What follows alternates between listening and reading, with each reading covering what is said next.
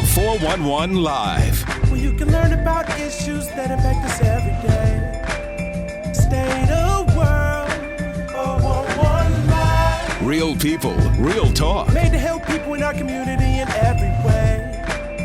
For your girl, 411 Live. Identifying male victims of sex trafficking is a real challenge because most of them don't want to talk about it, and it is understandable. Traffickers control their victims with force, fraud, or deception. Hello, I'm Beverly Taylor, and this is the 411 Live, Real People, Real Talk. What we try to do is expand the discussion and the awareness about human trafficking, specifically sex trafficking. We have done a multitude of video podcasts. We're in our second season, so I invite you to look at our previous ones because there is a wealth of information. We have had some wonderful guests. And I include these guests in that. We have 3 fantastic guests joining me today. And we are talking about how do men and boys handle sexual abuse and heal. You can already tell this is a dynamic discussion. I invite you to give us your comments or your suggestions as you're listening to this because we want you to be part of our discussion as well. Let me introduce you to my guests. We have Shawn Muhammad, Executive Director, Co-Executive Director, I should say, of ASHA. Welcome to you. Thank you. And we have Sam Alford, who is a community organizer, a writer, and a poet. Thank you. I got some of them, You right? got it right. And we also have Khalil Borum, who is a licensed professional counselor. And welcome to you. Thank you. As I said, this is a loaded discussion. Yeah. But it's one that really needs to be told and brought out. We have done, like I said, a multitude of podcasts. But although we mention that men are victims, we mention it. But the majority of the focus is on women. Right. We don't really talk about the men. So this is one reason why I'm really excited about this discussion. Absolutely. Because we talk about sex trafficking being hidden in plain sight. This is really hidden in plain sight. Absolutely. Because men don't want to talk about this. Right. Is that what you are seeing in your profession? Are you seeing a little bit more of the disclosure? Is it getting better? Well, I would say in my profession, I primarily conduct groups with men who have issues of anger, conflict resolution, acts of aggression, batters, intervention, things of that nature. So from time to time, I guess I could say it's increasing as far as men being willing to disclose that they were raped or molested, sexually assaulted. Yeah. I guess initially in my work with ASHA, I didn't get a lot of that. But as of late, I would say that it is increasing. Yeah, and we should mention you've been with ASHA for over 20 years. Yes, Okay, ma'am. so times are changing, maybe for the Absolutely. better Right. in that respect. With women, we can disclose to each other. Women can talk to each other about problems, issues, sexual assault or being a victim of sex trafficking. That's a heavy discussion that may take a while, but sooner or later, it usually comes out. Right. But for men, you don't have that kind of relationship that women do. Right. Am I right. correct on that? No, you're correct. A lot of males, especially young men, they got a wall up, and they're not going to reveal any of that information. Mhm. So if they've been molested or sex trafficked or anything, that it goes on the other side of that wall. The appearance of being cool, I want to be a strong man. Right. Is the bigger thing for them. So they're not going to let anything that they may seem that's weak. Right. And revealing something like that will show a sign of maybe weakness to them. Right. So the best thing for them is to just try to be quiet about it. Throw it in the closet and let it stay there. Right. And then, it's a stigma, that comes with that, whether it's a justifiable stigma or not, but it's a stigma of, maybe they don't want to be viewed as a man who has sex with men, or they don't want to be viewed as, like brother said, as weak. I couldn't protect myself. I couldn't defend myself. So, to stay away from being stigmatized, they keep it on the other side of that wall, as brother mentioned. Yeah. Zora Hurston said something. My best friend loves this quote that, that's one of our favorite authors, but that if we're quiet about our pain, then when we die, they'll say we enjoyed it. Yeah. That if we quiet about that pain, that when we die, somebody will be like, man, he was all right. He always seemed like he was happy. They'll say we enjoyed it. And that what became unconscionable to me as being a survivor and being a victim, then being a thriver. Right. And I think it is, but it's a culture. It's a cultural thing, of course, for when men. One, I think it's innate that men want to be respected and want that to be revered. As much as women need to be loved, we need to be respected. It's literally on the same spirit. Right. You know what I mean? Because your man could be like, I respect you all day and never show you no love. And you'd be upset. And you'd be complaining. So it's on the reverse. But there's a culture of violence, right, in the Western world and in America. But it's just this tension and in this culture. Then it adds to when you're a person of color or a minority from an oppressed demographic that not only if you've been molested and then you come from all this community that has less services, as structural violence. I talked to you about that the other day. Violence isn't just physical. Violence is something trying to harm people. So segregation is violent to me. Poverty to some regards, or not getting a job that I think I need is a violence to me. A lack to education is violence. So people walk around with this violence, this tension, and then it's in their skin. And then men we either try to self-medicate or we try to transfer that pain. Right. You know what I mean? Yes, so sir. you gonna feel me. You know what I mean? Or with these little guys being on 10 all the time. You know what I mean? Or it's always mad. Speeding or baselining. I gotta do something to get away, to be free, to transfer this. I need an outlet. Rather than words or identify an emotion or a safe place to do that. Right. Well, since you've started this, let's talk about. I didn't mean to start it. No. Let's talk about what happened to you, because this is very personal for you. Yeah, and it's not. So I was molested about 4 years old by an older teenage cousin, a male, and this is ironically maybe 4 or 5.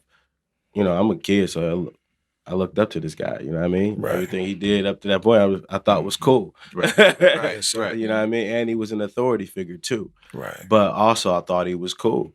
And I'm a heterosexual guy, and I feel like I was a heterosexual back then. But what 4 or 5 year old is like trying to identify what they are? Right. You know what I mean? I'm just supposed to be a kid. You don't know. But he orally molested me, then made me do it to him.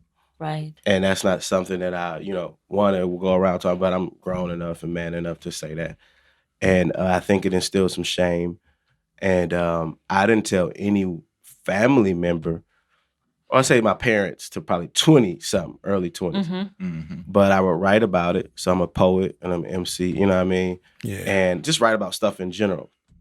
But and then there was other incidents where other cousins, the whole little, touching and rubbing and all that, Yes. clothes on, but still like this whole culture of this excessive touching and sexual abuse and all that. And even though technically being a teenager is still being a child, but some of that's learned behavior, maybe something happened to them, but it's still children know the difference between right and wrong. Right. And I think we need to watch child age group dynamics in terms of when we have people just, y'all go play. I'm like, well, you this old, you should be playing with this kid that young. Right. Yeah. We were talking about the secrecy and not wanting to disclose, but for you, from our previous discussions, you found some healing in the poetry and the raps, and you could. There was an outlet for you through that, right? Yeah, but I think it started with a lot of silence and shyness. So maybe that's only late middle school. I was, open and expressive with my family, but there's a lot of silence. There was a lot of times I didn't have a voice. I didn't feel okay. still to speak up, even sometimes now. So on the other end, I had this extreme where like, I need some ventilation. You know what I mean? You need ventilation, you need an outlet, you need to breathe. So the poetry and the catharsis of writing and all that did become a great outlet. Shout out real quick to one of my great teachers, Rhonda Stingley at North Division in the junior year. I went to Milwaukee Lutheran for 2 years, took myself out. And I didn't plan on going to North, but it wound up getting stuck there. And it had its challenges, ups and downs. But there was an African-American literature teacher named Rhonda Stingley who tried to make me sing in the choir. And I wasn't going, but I loved her teaching. And I wrote a piece, and that was my first time I had a voice like that on an open platform in front of the auditorium, and did a great job. So it's progressive in finding your voice. Yeah. When we talk about the sexual molestation, that makes, when I talk with women, when that happens to them at a very young age, that makes them very vulnerable to a sex trafficker. Right. Because he can pick up on that vulnerability. Would that be the same with a man? I think men are going to try to prove that they're not weak. Or in our culture and in minority cultures, especially if you're heterosexual, that it was done by that he's not gay. You know what I mean? And I think that we try to find power, or we try to find pleasure where we lost power, I heard somebody say. In the moment of me losing that power, you know what I mean? Oh, well, let me go get it. Or somebody got to go do this to me. Like, I could have had more sex, or could have went and had, you know what I mean? And just been aggressive and had the wrong outlets, trying to find power again, or trying to find pleasure. I heard this one author, I think her name started as Roxanne, but she was talking about women in domestic violence situations. And this one woman lost a child, and she had a domestic violence situation. But she purposely chose an abuser because she wanted to feel a different kind of pain. Wow. And I think sometimes with that principle, we try to go find a different kind of pain, or 10 pleasures to stack up over this one pain to make it all right. So I think it makes you vulnerable to, if not sex trafficking, to like being trafficked, which it can, definitely, because you look for a safe place or a father figure. On the end, we want to feel powerful and in control, and not just abusive. Self-agency and power is, I can pay my rent, or I can drive this car, I can do this. And the irony of the toxicity, and I say this quick, in the Black American culture, is that if you ain't got no girls, you weak. If you ain't aggressive, hyper-aggressive, you weak, and this and that. So if I'm an innocent boy and I'm trying to fit in with players or young pimps or young drug dealers, what am I going to become? Because my cultural, it dictates to me. So the vulnerability is, I'm going to try to find affirmation this way, rather than the healthy way. I would agree with you on that. I would say that, in my experience, brothers aren't vulnerable to traffickers, but they would be more apt to go to be a trafficker, or more apt to be hyper aggressive, to keep predators away from them, So, even if it's just to mask their fear or their insecurities, but more so, in my experience, they really go on the other side or the other scale of the spectrum. Right. That's a good point. I wonder the percentage of traffickers, how many were abused, were sexually assaulted? Initially, I think the trafficker he was abused too, or that situation. A lot of times, and go back to your point, kids, for the most part, are looking for a mentor, that father figure that's not there. Absolutely. In the neighborhoods, poverty neighborhoods, you have the drug dealer. The drug dealer might be a predator, but he has this money. He's showing he got the nice cars, fancy clothes, nice place. And when kids look at that, they're saying, okay, I want to be like him. So I'm going to do whatever I can to be like him. Even if he wants to have sex with me, even though I might not know it's right or not, or wrong or whatever. Right. I see a financial break out of just dealing with this guy, even though I know he's not right. Right. Yeah. And it's a difficult situation for a young man. kids, period. Right. And then they go through the rest of their life. Then when they realize that what they were doing, and then it's like, wow, okay, I'm not that person. Right. How did I get stuck there? No, that's true. You know, I would say that I've had two types of men that disclose to me. I have the man that's, like we said, hyper aggressive. Mm-hmm. He's quick to get violence, quick to anger, quick to be abusive. Right. And I also have the man that's probably confused about his sexuality. He may not necessarily identify with being gay, but I've had men disclose to me that, they were confused because, maybe they had an erection during the molestation, or maybe they ejaculated during the molestation, and in their heart, they didn't like it, but they're confused because their body responded. Right. So those are the primary men that I dealt with that disclosed to me, where on one end, I'll never allow this to happen to me again. Mm-hmm. Anybody who even attempts to do it is going to get this work from me. Right. But on the other end, I usually get young men or even older men who I've had disclosed to me that were confused. Like, I don't know if I'm gay. Maybe I am gay. Mm-hmm. I've had relationships with men, but I actually didn't like it, but my body responded. Right. Did I like it? So those were the two type of men that I had disclosed to me. Very good. All right. A lot more to discuss. We are going to take a break. When we come back, we're going to talk a little bit more about the effects and just a little bit more about a lot of stuff. Right. So stay with me. Join our three guests. We have, again, a lot to talk about. And if you have questions, comments, send them our way. We'll be right back.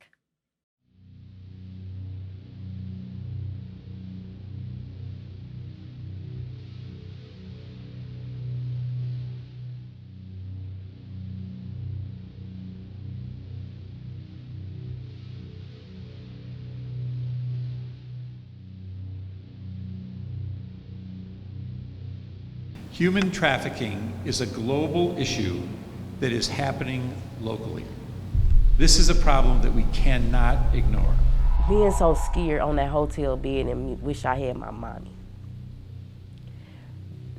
Going back into that feeling of, man, what am I getting myself into? She rests her head on the prison to which she's chained. I'm standing there and I can't move. I can't go nowhere, I'm stuck. Drug into this spider's web, and she can't untangle herself to freedom. Him telling me how pretty I am and what I can do to trick guys out of money and what I need to do and how much money I need to bring back, and him making me change into different lingeries to take pictures of me to put me on Craigslist. Now I'm a product to be sold. Beneath this ground we walk is a hell of movement in a forced direction. Gridlocked, traffic lights, sex, currency, bodies, stock, fear, monopolized, auction, blocks. Another job, he come another one, and just being sold over and over and over and over. Minds groomed to be immune to pain.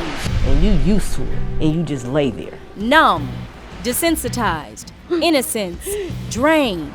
I went from that scared little girl, from the foster care, from being molested by my stepbrother, by my foster brother, to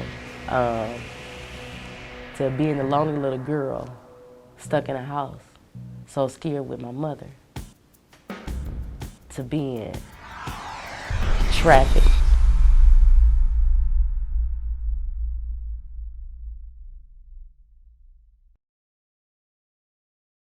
Welcome back to the 411 Live. Our topic today is how boys and men handle sexual abuse and heal.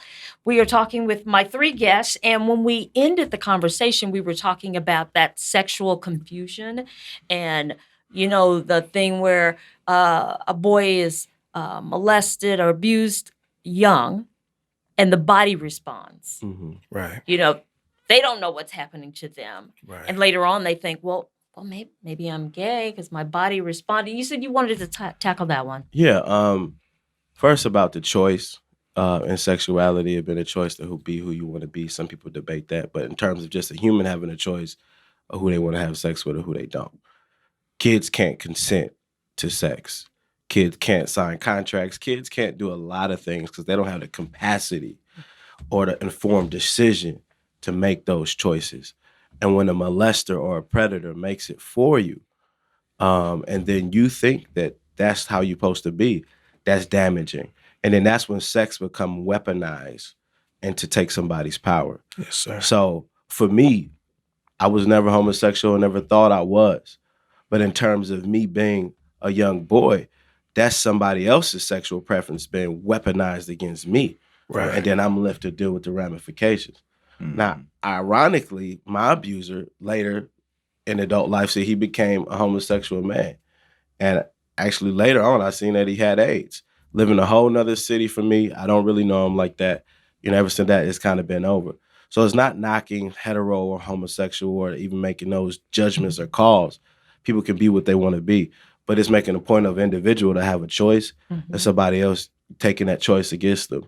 So I know that there's a lot of women and people watching who've been abused by males and men, and I empathize, and I don't excuse no abuser, male or female, white or black.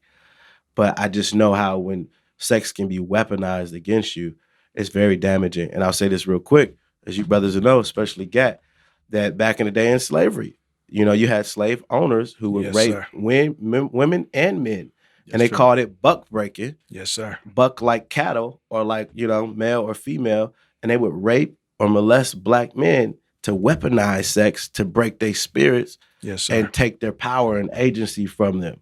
So especially when the two sexes preferences are different, even if it's the same, even if you do like the sex that you're having with the type of gender that you're dealing with, but it's just weapon, and the kids can't consent, and predatory behavior isn't right in any form. And the last piece is the biological thing that the body responds to. It's built, the nerves, it's like a machine. Yes, sir. And if a dog come and lick you and touch you the right way or wrong way and you sleep, your body's gonna respond. You know what I mean? So we are to inform our emotions, to inform our body or our biology, but think about all that generational trauma and that extra stuff pushed down. Yeah. And I just wanted to clear that up in terms of choice, consent, and just the history of sex being weaponized. Yes, sir. When we talk about secrecy, with women, and I've talked to many women who were sexually abused by a family member. It was an uncle, it was a cousin, it was a father. And for a boy, for this to happen, say a family member, I can see that don't tell anybody, you don't say anything, or if they do tell, it's what happens in this house stays in this house. Right. Oh, yeah. Right. That old adage. I could really see that as an issue with boys. A lot of times, what I've ran across was the family member was a big name, a strong member in the family. The kid is maybe expressing different things, but then the family members don't believe it. Yeah.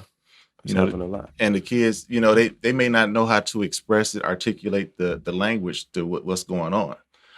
If you were 4 years old, you don't know how to say, okay, this guy is doing something to me. Right. He's touching me in an inappropriate way. You may think it's family member. This is the love. Right.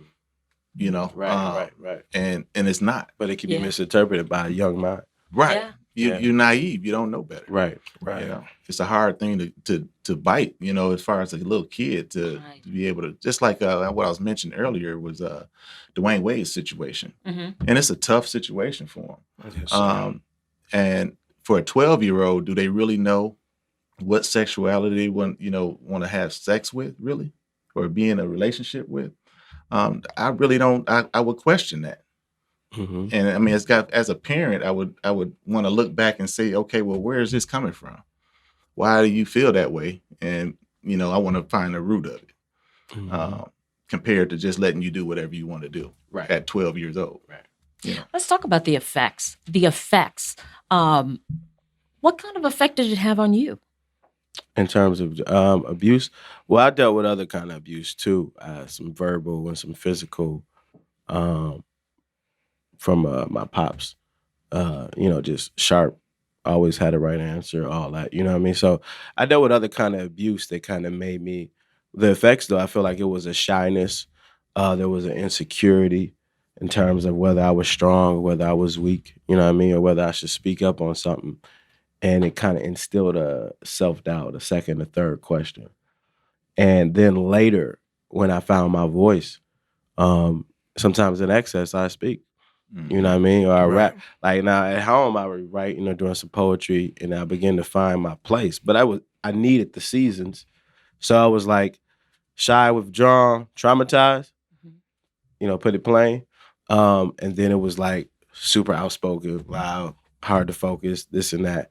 But usually like kind of playful and fun, almost like a Will Smith type of guy. Yeah. You know what I mean? Or kind of Tupac, two cats I looked up to, but I noticed that I was free flowing and energetic and all that.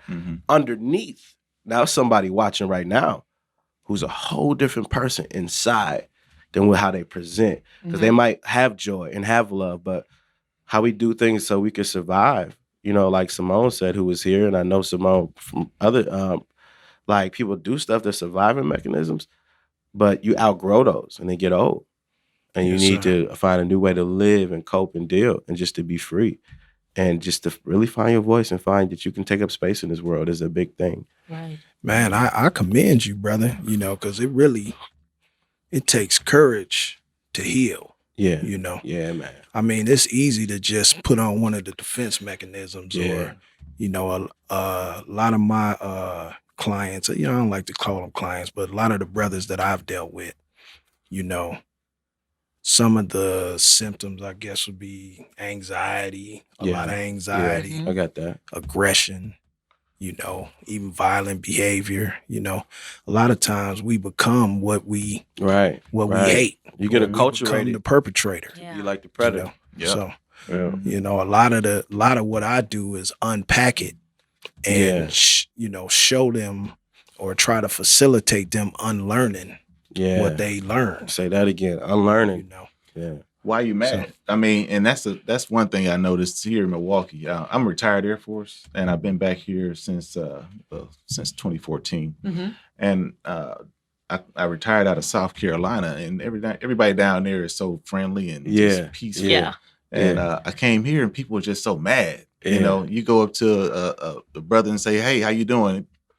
Man, what you talking about? Don't talk to me. Right. It's a tension. Right. It's a tension here. White and black. Yeah. I mean, everywhere. The whole culture. And it's not just black people. Yeah. It's white people too. They more or less won't speak to you either. Yeah. And it's something going on as far as the men and the women around in the city for some reason. Yeah. We have to figure that out. It's something it's a tension there. And they got a thing down south. It's called Pay It Forward. Yes, sir. And I don't know, a lot of people may not know it up here. When I tell people about it, down south, you might go through Wendy's drive-through and somebody paid it forward. They bought your food. Right. Yes, sir. I've never had that. I was getting it done like every time I go to a fast food place down there. Wow. But you go here, you get to the window, the lady like, "Here your stuff," Yeah. We don't have any honey. Ice cream machine don't work. We don't have ketchup. That's funny. Well, believe it or I'm afraid not, to ask for ice cream. Hey, believe it or not, man, I paid it forward. So you do know that, and I've actually had people do it for me as well. Okay. So Milwaukee is a strange place, man. It's man. I always tell my children, because they see me doing work in the community, and I have friends who are like, man, why are you wasting your time? And I always tell them, Milwaukee is kind of like if you had an ugly baby. You still gotta love it and nurture it. It's still yours, Right. You got to take care of that baby, Right. That's to grow up to be somebody handsome or beautiful and successful, Right. And that was the thing. Even when I was in the service, when I tell people I'm from Milwaukee, they're like, you from Milwaukee or you cheesehead or whatever, you know, and they don't know. And they like, okay, they see stuff on CNN and they say, oh man, Milwaukee's violent. There's always stuff going on there, you know. And but I tell them to say, you know, you come here, you'll see a beautiful side. Yeah, absolutely. I'm not going to take you in the hood. I'm going to take you to the nicer places, the newer things around here. And it's sad that on the media, you know, outside of here is that's all they show. Right. Well, now they show a little bit more since the Bucks are doing good. But but before. I hope with the spotlight coming with the Democratic National Convention that they'll go broaden out and they will see some of the great things within the city. Even in the poor areas of the city, we've got some great people. Oh, absolutely. You know, so there are many positives in Milwaukee. Absolutely. We're not our best advertisers, though. No, right. You know? Wow. That's true. I'm sorry. I did a lot of community organizing and political work. I managed a campaign before and activism and all that, blah, blah, blah, right? I've done that, but I actually wanted, you know, I'm going back to school to be a therapist, but I do poetry, as you know. I wanted to do some directing and some film to tell different stories and highlight different things in a real way, but also highlighting that other kind of beauty in the stories and stuff that we have. A documentary or just a feature, short film kind of thing. That'd be nice. Yeah. Cool. So I did some work with 411 Live. We got something that we're working on, but I'm excited. Yeah. Keep us posted on that, on the progress, because that is great. Well, you guys, we have gone through 30 minutes of talking, and you guys are great. But we still have a lot to talk about. Okay. We need to talk on the other side about, you know, what do you do? Okay, you've been abused. Okay, you're an adult and you're dealing with this stuff back here that you need to bring it up to the front, confront it, do what you need to do to move forward in a really positive, constructive way. Right. So we need to talk about that a little bit too. So we're going to come back for part 2 if you guys will stay. Oh, I'll stay. I'm here. That's great. I just want to mention again our 3 guests. Look at my notes so I get the titles all right. Shawn Muhammad, co-executive director of ASHA, and Alford. And he is the community organizer. He's the poet and the writer. Oh, I said Sam. Okay, Sam. Sam Alford. What did I call you? I think you said Al, but okay, you know, Sam. I can be Al to you. Oh, no. Leo Forum, and he is our licensed professional counselor here. So we're going to continue this conversation in part 2. As again, we have a lot to talk about, and I hope that you enjoyed this conversation and you will join us again. Remember, the 411 Live is a nonprofit organization. We depend on people like you to help us out. So if you are so inclined to donate, go to our website, the411live.org, and donate. And also, leave comments. Tell us how we're doing. Give us your suggestions for topics, future topics, because we are going to continue to do these. And we'd like to know what you would like us to talk about. You can look at the previous podcast. You can go to all the different platforms for podcasts, iHeartRadio podcasts, Apple, iTunes, all those places. You can find us on Twitter, Facebook, YouTube. But please look us up. We enjoy you. We enjoy what you say to us. We read it. So thank you and keep that coming. Again, join us for our next time, our next podcast, part 2 of this. In the meantime, this is the 411 Live. Real people, real talk. I'm Beverly Taylor.